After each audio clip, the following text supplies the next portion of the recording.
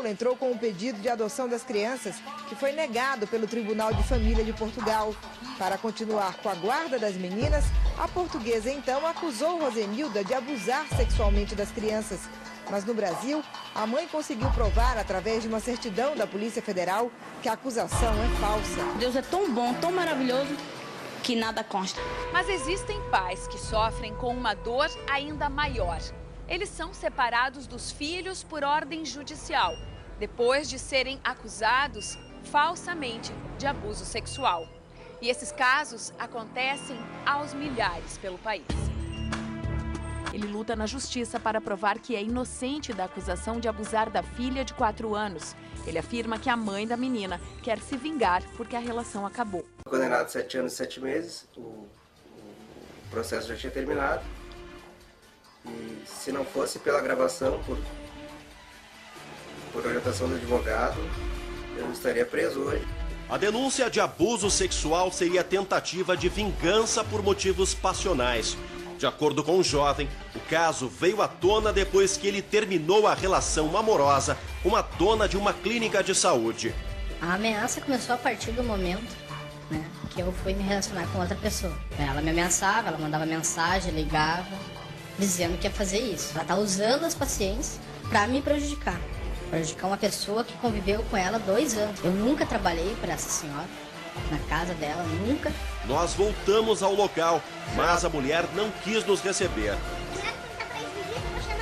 Já a dona da clínica contesta a versão do suspeito. Fez acusações ainda mais graves. Ela afirmou que todas as 32 pacientes da clínica teriam sido violentadas pelo rapaz. Se eu quiser mexer com isso realmente, eu pego essas 30 pessoas dentro de um fórum.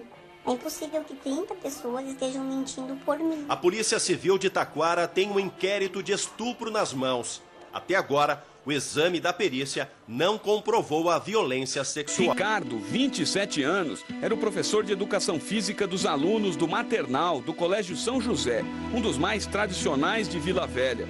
Está preso há 83 dias, acusado de violentar sexualmente 14 crianças, de 3 a 5 anos de idade. Tudo, segundo a promotoria, teria acontecido dentro da sala de aula. Para a Justiça do Espírito Santo, os relatos das crianças aos pais e laudos de psicólogas particulares são provas suficientes. A polícia não tinha concluído a investigação.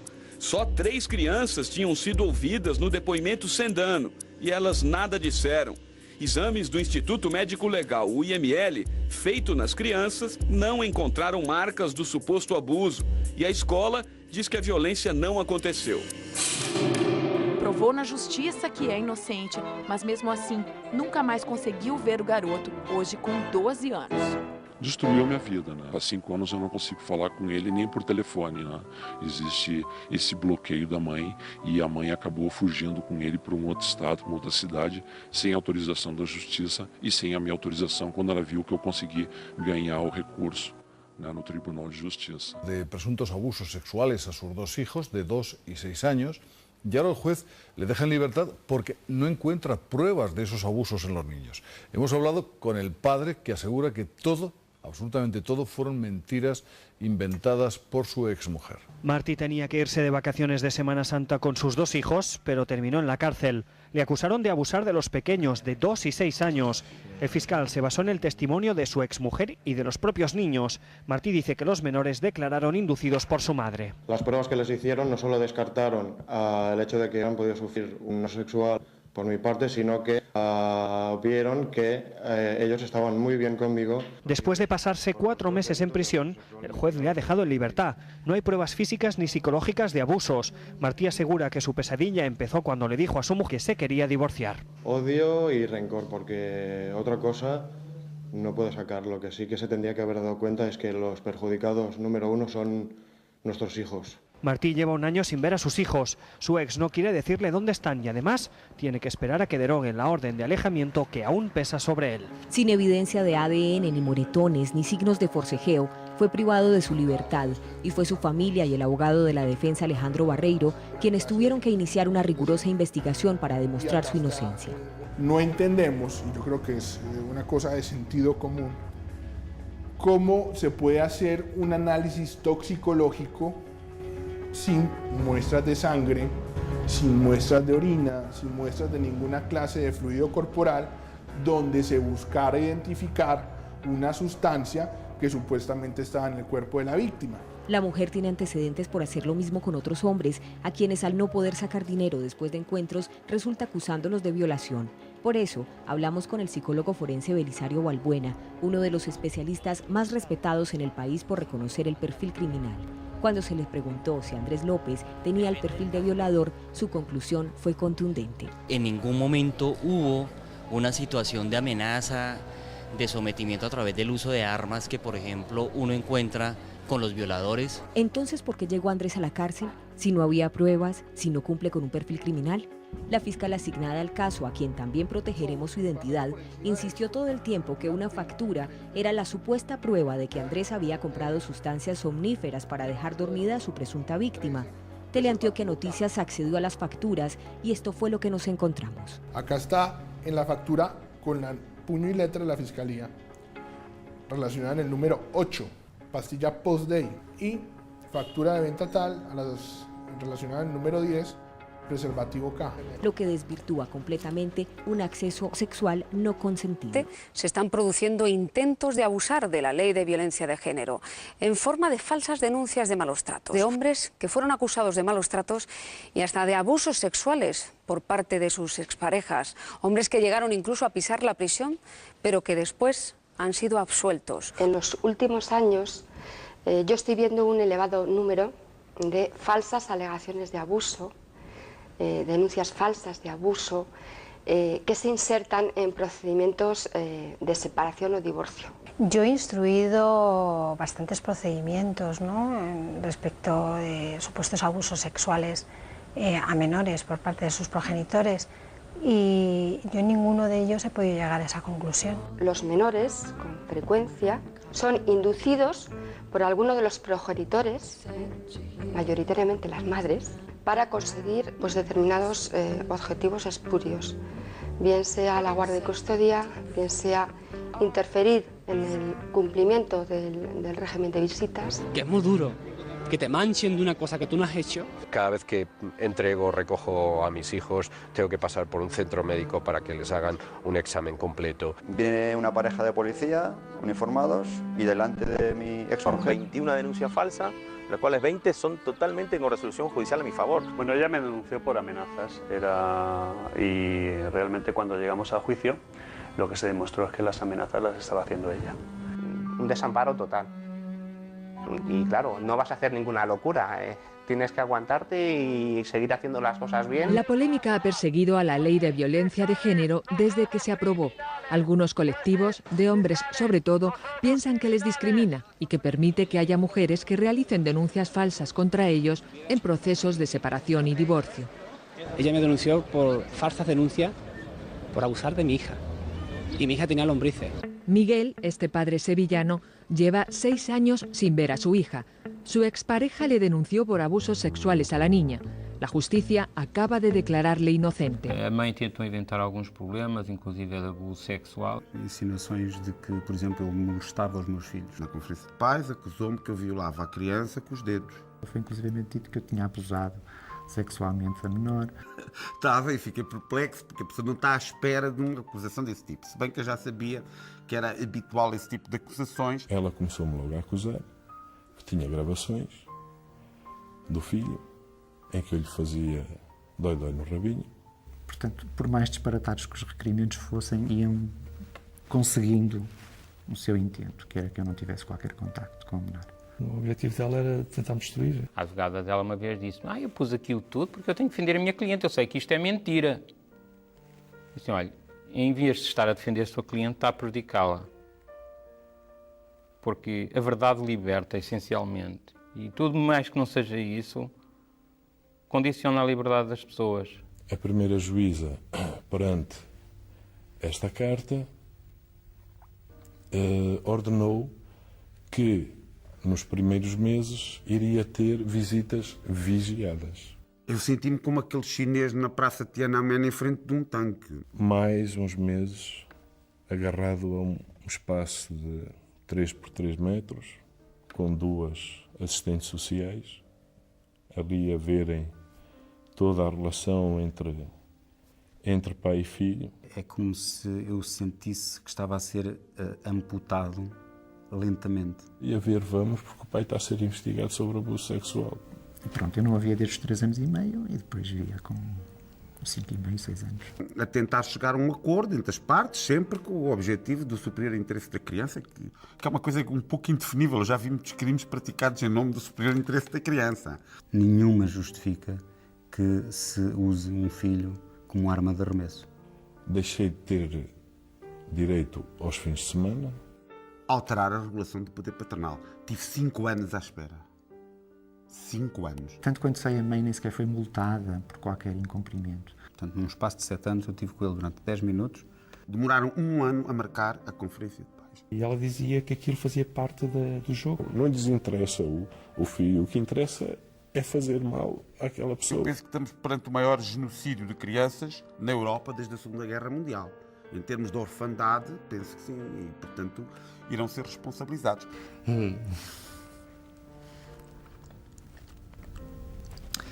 É uma situação complicada, mas é o que ela agora refere e pronto, já consegue conversar sobre o que ela sente, que era uma coisa impossível daqui a uns tempos. Ela refere que não sente rigorosamente nada, que é um vazio a vida dela. Realmente no sé dónde está mi hijo ahora, pero al mismo tiempo me dijeron en la policía que tengo que ir yo personalmente, tocar el timbre para ver si está. Lo que pasa con tantas falsas denuncias, temo que si acerco a la casa me va a hacer otra falsa denuncia y solo me voy a quedar todavía peor parado que ahora. Incluso el sistema penal tampoco está funcionando. No están aplicando las leyes y no están bajo ningún concepto, están actuando en el mejor interés del menor. Me dieron un régimen de visitas en el juzgado de 8 miércoles, la madre no fue nunca y no le pusieron ninguna pena. Y yo hace 2 años y medio que no veo a mi hijo. 2 años. El contacto a mí, al abuelo y al padre. El nene sufre por nosotros porque no lo ven, 3 años con nosotros y no sé nada de él. Lo vi por televisión, soy una abuela que está buscando a su nieta. Los papeles están, quiero justicia, lo quiero ver a mi hijo. En este país, con un párrafo mal redactado, ¿me entendés? A cualquiera le pueden alejar de los hijos. Los jueces ya saben que esta desidia con la cual vivimos mucho tiempo no la vamos a permitir. Y cuando se lanza esta propuesta, yo la apoyé porque me parece muy importante la lucha para los hijos, porque es una lucha para que a otros hijos no les pase lo mismo que me pasó a mí.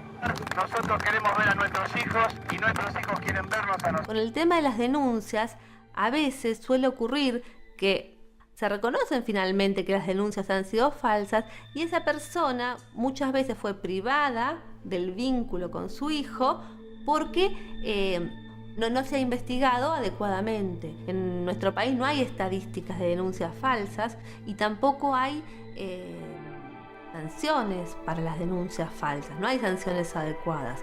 Por tal razón, muchas veces en los expedientes se encuentran acusaciones que luego no son comprobadas. Cuando son comprobadas pasaron muchos años. Es difícil realmente en términos forenses emitir un dictamen pericial concluyente en muchos casos de falsas alegaciones de abuso. ¿Por qué? Porque en muchos casos los niños son muy pequeños, tienen escaso desarrollo cognitivo y lingüístico y por tanto difícilmente van a proporcionarnos un relato amplio, extenso. Y lo más grave de todo es que en ocasiones estos niños desarrollan lo que se llama en psicología un fenómeno de falsa memoria. Son niños que pueden llegar a creer aquello que se les ha inducido a verbalizar. E é claro que muitas mulheres, a partir do momento mal intencionadas, que assistirem esse vídeo, que lerem esses documentários, elas vão fazer o mesmo. Porque elas sabem que hoje o Estado permite que você acuse falsamente um homem. Mas a justiça tinha que saber, a escola tinha que saber quando a criança fala a verdade, quando a mãe vai lá e fala a verdade, eles têm que saber quando é verdade ou é mentira. Vai só um sustinho. E você seja pré-julgado, você seja condenado por presunção. Portanto, a única forma deles tomarem isso como uma falsa acusação é ser acusado a se retratar e confessar o crime. Pô, peraí. A única forma deles tomarem isso como uma falsa acusação é se acusar a retratar e confessar o crime. Então, nesse caso, a única evidência de que alguma vez chegou a ocorrer um crime foi o fato dela dar entrada a uma falsa alegação e cometer perjúrio. Em Santa Catarina, a justiça condenou uma mulher a 2 anos de prisão em regime aberto por denúncia falsa contra o ex-marido. Na ação, ela afirmou que, além das ameaças de morte, ele havia agredido a filha menor, fato confirmado pela garota. A prisão foi substituída por prestação de serviços comunitários. A farsa foi descoberta quando a própria filha contou à polícia que foi induzida pela mãe a mentir em troca de presentes e que sabia que o pai era inocente. Mas a psicóloga é louca. Acreditar numa criança, quer dizer que a criança é que vale. O adulto falando, a criança mete qualquer um onde quiser. Porque todas as crianças de hoje são espertas. Tudo sabe das coisas que ocorrem. Quer dizer que a psicóloga deveria de saber disso. Ela. E a menina, a filha dele, falando, olha, eu acusei falsamente meu pai, eu posso fazer isso com qualquer um. Eu já tive casos em que o alienante declarou que praticou uma falsidade, então encaminhei aquilo ao Ministério Público para apuração da denunciação caluniosa, que seria a imputação falsa de crime, etc. Não é? Mas eu nunca julguei um caso destes. Eu apurei dentro daquele depoimento, mas saber se aquele depoimento que, digamos, volta atrás, diz que aquela acusação é falsa, é verdadeira.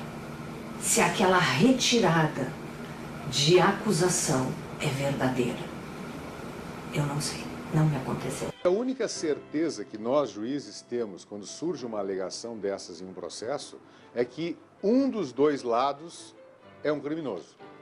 Seja porque a alegação de alienação, de abuso sexual é verdadeira, e aí nós temos um criminoso, seja porque essa alegação é falsa. E aí também nós temos um criminoso, só que do outro lado. Denúncia falsa é crime previsto no Código Penal. Se alguém faz uma acusação mentirosa, pode ser condenado a penas de prisão de 2 a 8 anos, além de multa. É a mesma coisa a mulher que é pega numa denúncia falsa. Ela simplesmente não vai pagar a cesta básica, que às vezes nem isso, faz uma retratação.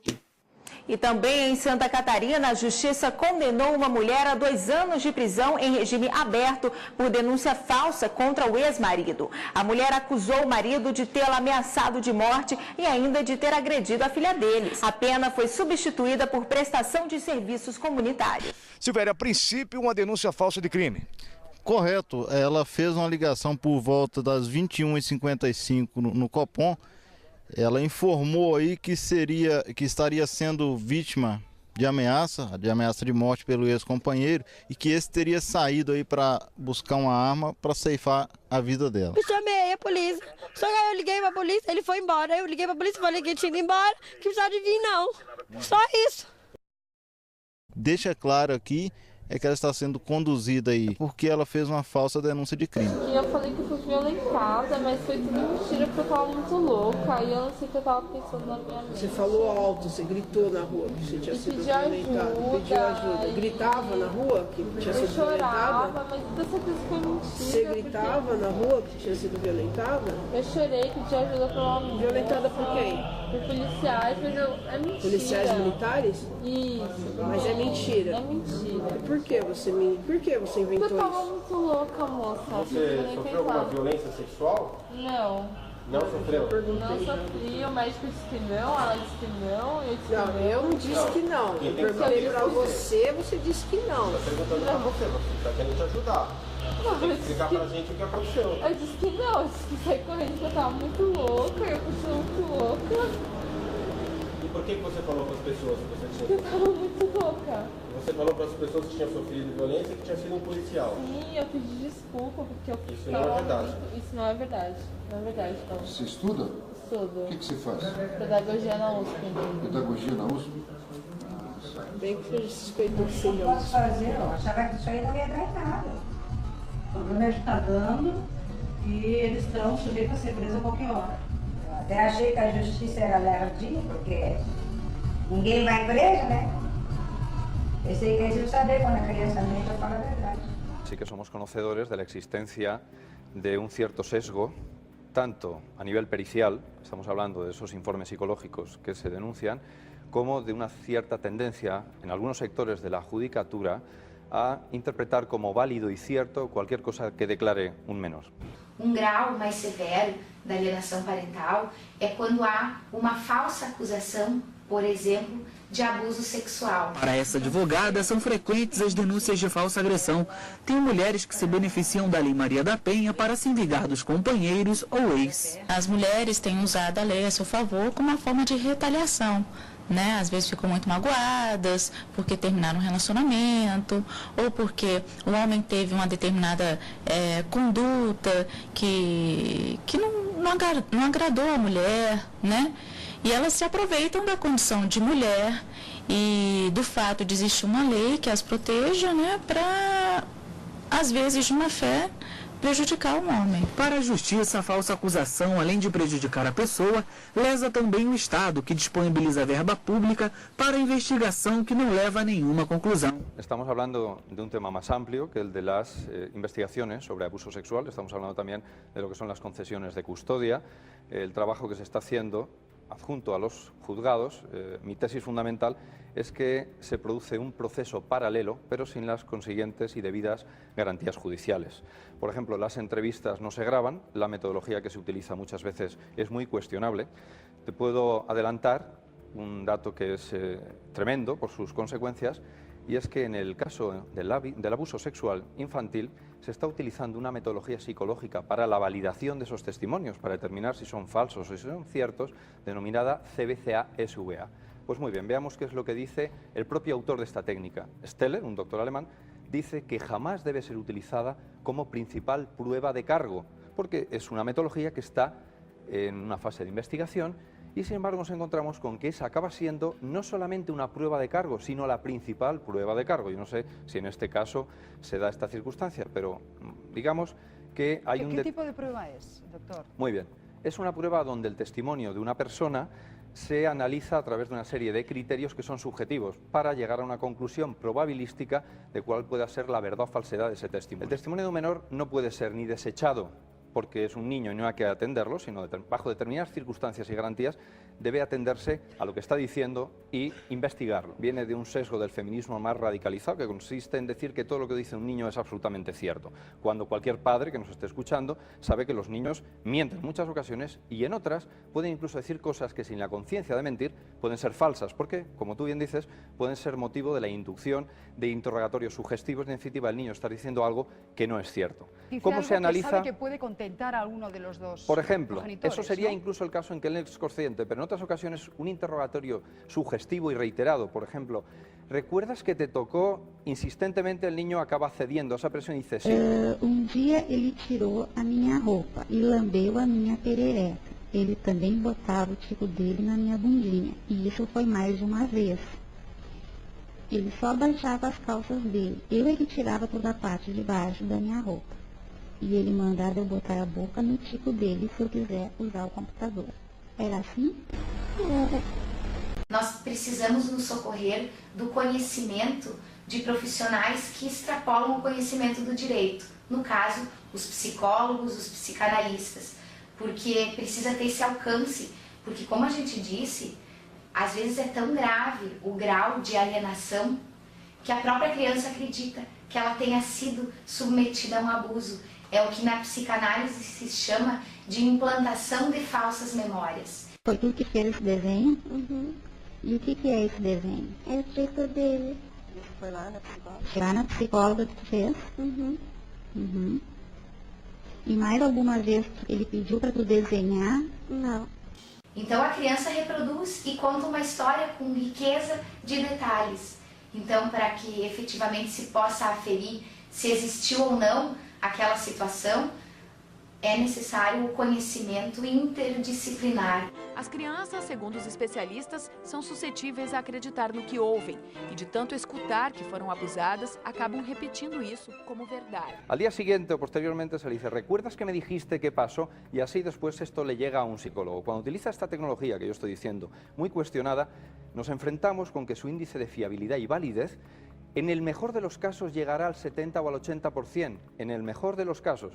Eso puede parecer mucho, pero en términos estadísticos significa que de 100 personas incriminadas por esa prueba, tendremos entre 20 y 30 que son inocentes, algo inadmisible y que el propio Tribunal Supremo considera inadmisible de todo punto. Es decir, es solamente un 20% o un 30% más que echar una moneda al aire para ver si estamos dando usted testimonio veraz o no veraz. El Instituto Legal de Murcia comprobó que el 98% de los casos de abusos sexuales, por ejemplo, que se presentaban eran falsos.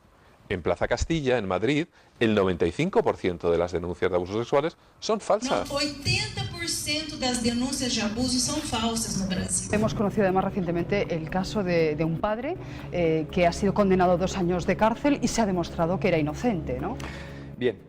Las falsas alegaciones de abuso sexual, el dato que te voy a dar es escandaloso y no proviene de mis propias investigaciones, sino del Instituto de Medicina Legal, por ejemplo, el de Madrid o el de Murcia, que están hablando de una tasa de entre el 80 y el 90% de falsas alegaciones de abuso sexual dentro de los contextos de separación y divorcio.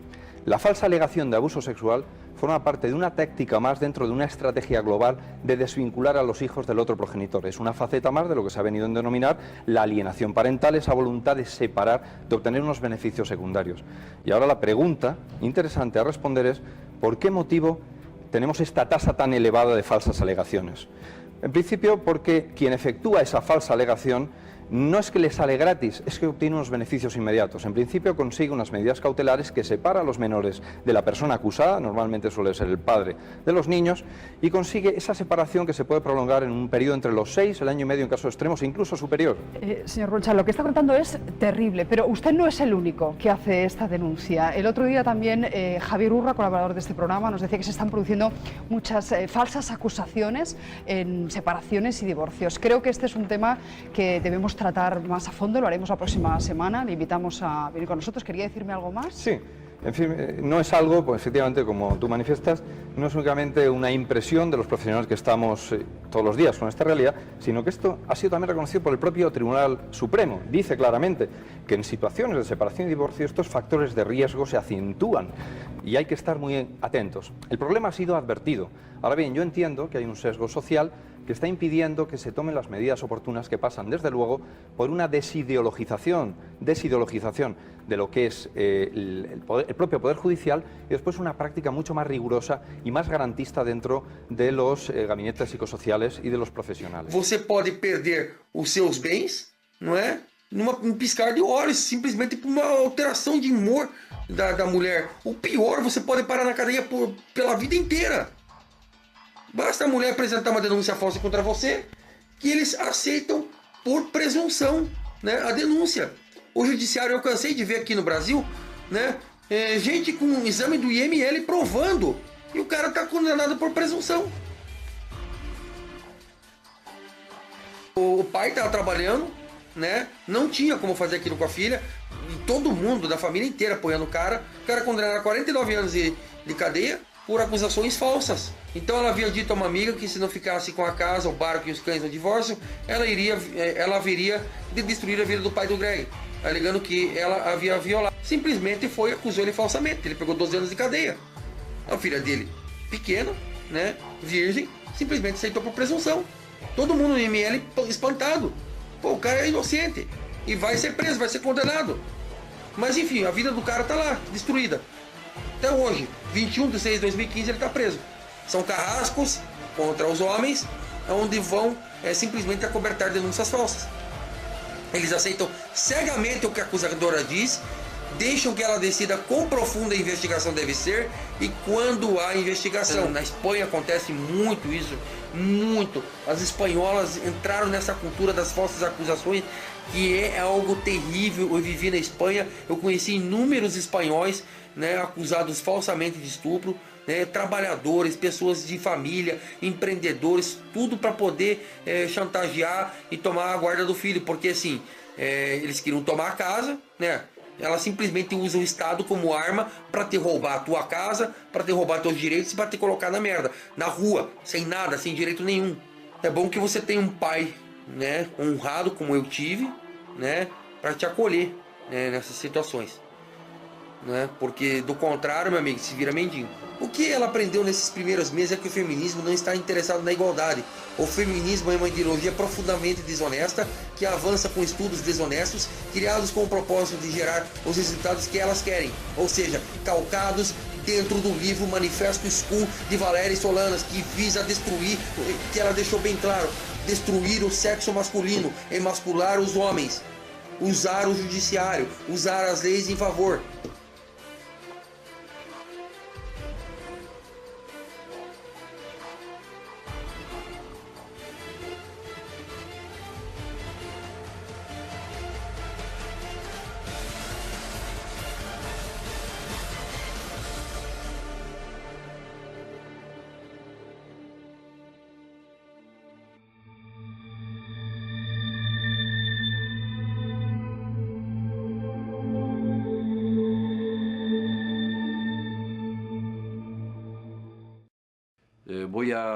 Un día me pega una golpiza muy fea, porque si yo le doy curso a su denuncia, lo tengo que echar a usted de su casa. ¿Cómo le? Me acaban de reventar a trompadas y me van a echar de mi casa además. Dice sí, porque la ley especifica claramente que en caso de violencia familiar, habiendo un menor, el que se va es el. Obviamente hablaron con Claudia, la entrevistaron, le creyeron lo que ella decía, y sin más ni más, sin hacer inspecciones, sin ir a ver la casa, sin ver al chico ni nada, decretaron que el violento era yo y que el mentiroso era yo. El sistema funciona con un mayor grado de aceptación a la credibilidad del discurso dado por una mujer que por un hombre. Y no basado en la fuerza del discurso, en las pruebas que lo sustentan, sino en el género. Y esto es grave. Yo hago la misma denuncia, pero exactamente la misma. Y en vez de poner María, pongo José en el actor de esa denuncia. Y no pasa absolutamente nada. Yo pongo María y el juzgado actúa. Yo pongo María y la OBD reacciona. Yo pongo María y me califican una violencia de grado 4. Yo pongo José diciendo que la mamá está haciendo todo esto y no le creen. Esa es la realidad. Aún no se determinó si el niño dormía en su propia cama o estaba en el lecho matrimonial junto a Cruz, cuando a la medianoche, de acuerdo al grito que dijo haber escuchado la hermana mayor, la mujer sumergió al niño en el jacuzzi. Adriana, ¿vos mataste al nene? Sí. ¿Por qué motivo? Para cagar al padre. Ha tenido ella una internación psiquiátrica en una clínica de Quilmes durante 40 días. Hay una denuncia penal con fecha de fines de febrero de este año. El padre denuncia que la mujer quiso aparentemente atentar contra la vida de sus hijos, suministrándole pastillas para dormir. Me dicen algunos especialistas que en el caso de los hombres no es tan sencillo como en el caso de las mujeres. Es decir, si una mujer denuncia que su marido quiere hacer una cosa así, rápidamente separan a los hijos. En el caso de los hombres a veces no, y esto tendrá que hacer una crítica al interior de la justicia civil si es que se determina que esa denuncia existió. El fiscal anoche estaba tratando de sacarla. De la denuncia. Acuérdate que el crimen fue el 19 de febrero, un mes antes. Él denuncia en la comisaría de la mujer porque tomaba pastillas y colgó una soga que le dijo, los voy a matar a los hijos, algo así. En vez de venir acá, se va equivocada a La Plata la causa. ¿Y qué hizo el fiscal de La Plata frente a la denuncia de intento de homicidio de los niños? Nada. Estaba discutiendo con el hermano más chico y que en la cocina la madre estaba en el dormitorio y que siente un golpe.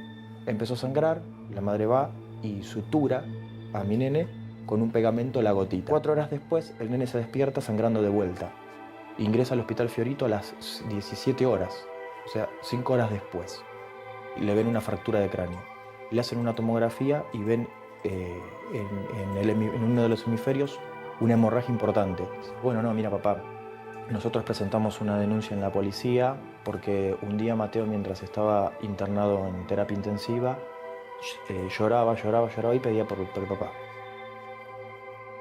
Bueno, nosotros nos acercamos y le preguntamos, ¿qué pasa papá? ¿Por qué estás así? ¿Querés que llamemos a mamá? No, a mi mamá no, a mi papá.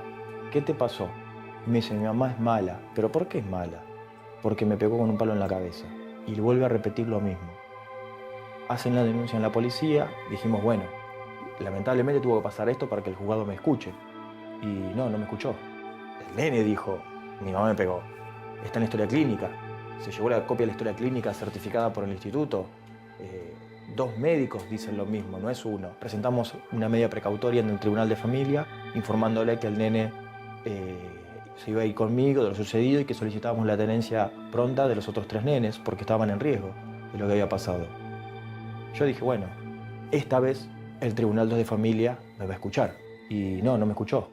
Me negó la medida precautoria. Dijo, el nene se va con la madre. Teniendo una causa abierta, siendo investigada, y todo, ¿van a permitir? Sí. Porque la Convención de los Derechos del Niño dicen de la revinculación. La misma convención dice que hay que proteger a los chicos y no lo están protegiendo. Me dice, señor, yo le aconsejo que colabore con la justicia. Bueno, está bien, yo voy a colaborar con la justicia. Yo le voy a pedir, le voy a rogar que colaboren con los nenes.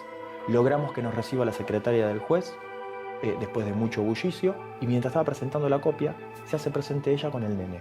Bueno, ¿qué hizo el juzgado? Le puso custodia policial a ella, porque ella se sintió intimidada porque yo estaba en el juzgado y tenía miedo que yo me violentase. Y le dije a la secretaria del juzgado, esto que está pasando pasa por culpa de ustedes, porque ella ahora se va con custodia policial protegida y se siente impune, porque ustedes se lo están permitiendo. Yo estuve 1 año y medio sin ver a mis hijos porque ustedes se lo permiten.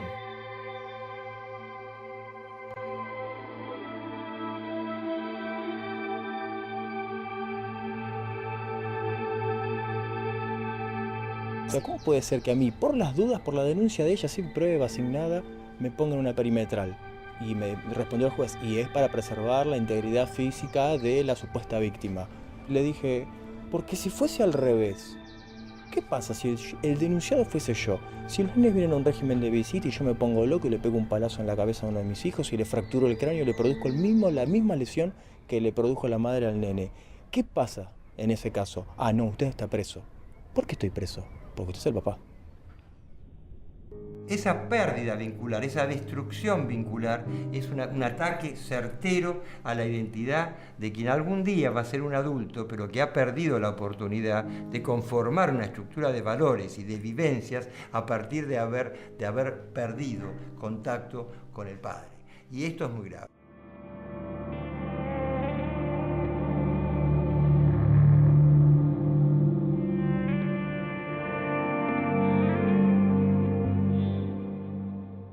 Pero usted nunca lo pegó, usted está seguro que nunca lo pegó, pero acá dice que usted nunca tomó en cuenta la premisa y tiene una amenación esa clase de preguntas en ese tono. Eso es todo mentira hasta su... Usted dice que yo soy la... ¿Pero qué me puede pasar? A ver, peor que estoy ahora. No, que van a hacer un informe donde diga que a pesar de que es usted el que viene a hacer el relato, que no es creíble su relato y que es la señora la que está en una situación de riesgo porque usted miente. Se lo digo en castellano así, ¿dónde está? Eso es lo que va a decir el informe. Se me parece directamente que yo estoy mintiendo, por más que realmente... Y lo más probable es que sí, pero acá vino a hacer ella la denuncia y como ella es mujer, se le cree a ella. ¿Pero que es la práctica común? ¿Eso es legal? No, pero es la práctica común. ¿Pero cómo puede ser eso si no es legal? Porque acá hay un equipo de profesionales que, como la Corte Suprema dice que son especialistas en violencia de género, ellos se dan cuenta cuando un hombre miente y siempre se dan cuenta.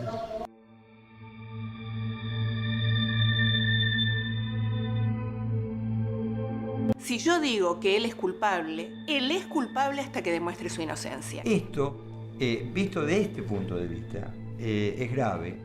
Porque se empieza a prejuzgar, y una de las garantías más sagradas que tenemos los ciudadanos, yo diría los habitantes del mundo, es el que se nos presuma que somos buenas personas, es un principio de buena fe social, Rousseau, el contrato social, el querer en el otro, la Constitución en el artículo 18 de Argentina, los pactos conexos, el Pacto Internacional de Derechos Humanos, la Convención Americana, todos crean estructuras de credibilidad en las personas y que las personas son inocentes, hasta tanto se demuestra lo contrario, a través de un debido proceso, donde tiene que haber hechos, prueba, contraprueba, acusación, defensa y sentencia.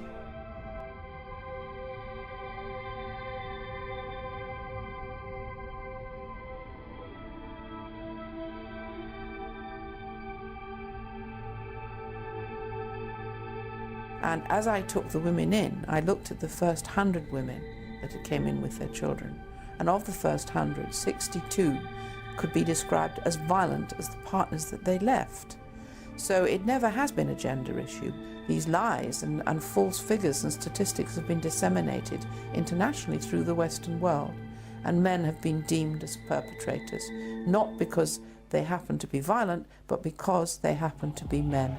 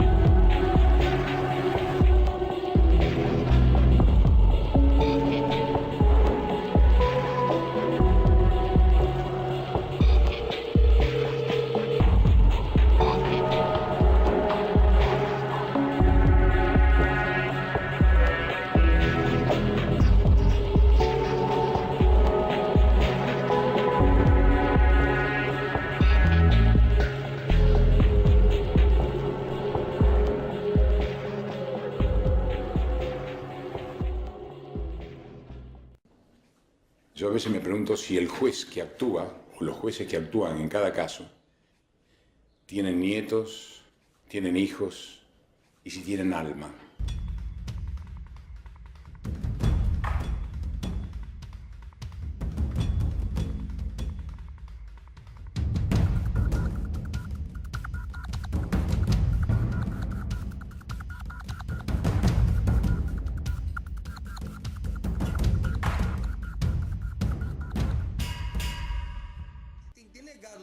Que é acusado disso aí e se ferra, se imagina você, hein? Se imagina o que eles podem fazer com a tua vida, com o teu filho. Eu acho que a feminista só vai se dar conta quando o filho dela acontecer, quando acontecer isso com o filho dela, de que isso pode acontecer com qualquer pessoa no momento em que a relação chega ao fim. Por vezes nem é preciso estar casado com a pessoa acusadora para que isso aconteça. E por vezes você não precisa nem sequer conhecer a pessoa. É só esperar que a polícia venha chutar a porta da tua casa e te prenda de manhã por uma falsa acusação. É isso que vai acontecer. Tá bom? Fica um aviso pra vocês, olha. Um abraço. Onde estão os niños? Onde estão os niños?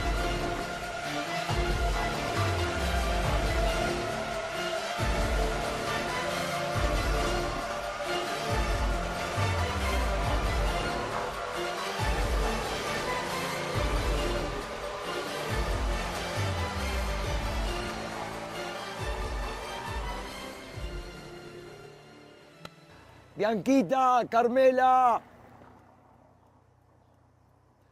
las amo.